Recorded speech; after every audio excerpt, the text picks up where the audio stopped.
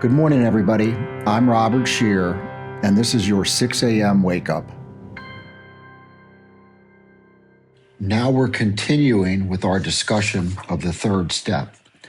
The third step says that we made a decision to turn our will and our lives over to the care of God as we understood Him.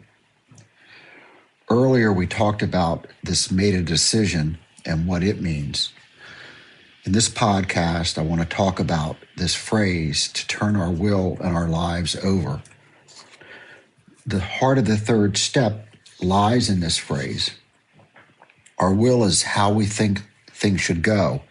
Our plans, our control, our need to manage everything in our lives.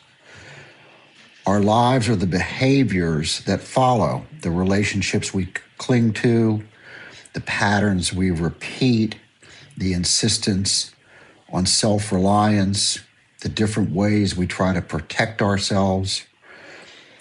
But turning them over doesn't mean we all of a sudden are passive or irresponsible.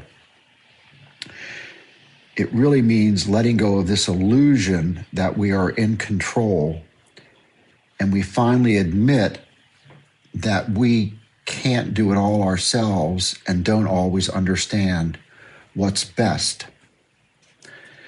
This is an important concept, and I'd like to introduce the idea of the serenity prayer at this point. The serenity prayer says that we have the courage to change the things that we can, the serenity to accept the things we cannot change, but the wisdom to know the difference. And so as we grow in this third step, and we learn to turn more and more over, we also gain some wisdom as to what things to accept and what things require action. Think about all kinds of things in your life, like playing sports with a tennis racket or gripping a steering wheel. In many respects, the tighter you grip it, the more you white knuckle it, the worse it becomes.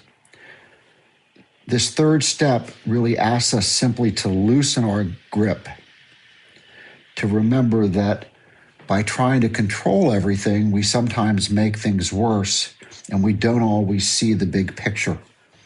I will also say that from my experience, this is a gradual process.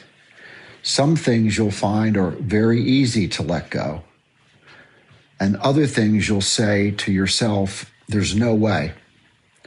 I have to intervene, I have to intercede. A lot of times these are issues involving our children, where we fail to realize that they have a higher power too, and we feel like we have to make the decisions for them and control them. So like all of these steps, this is not a one and done situation.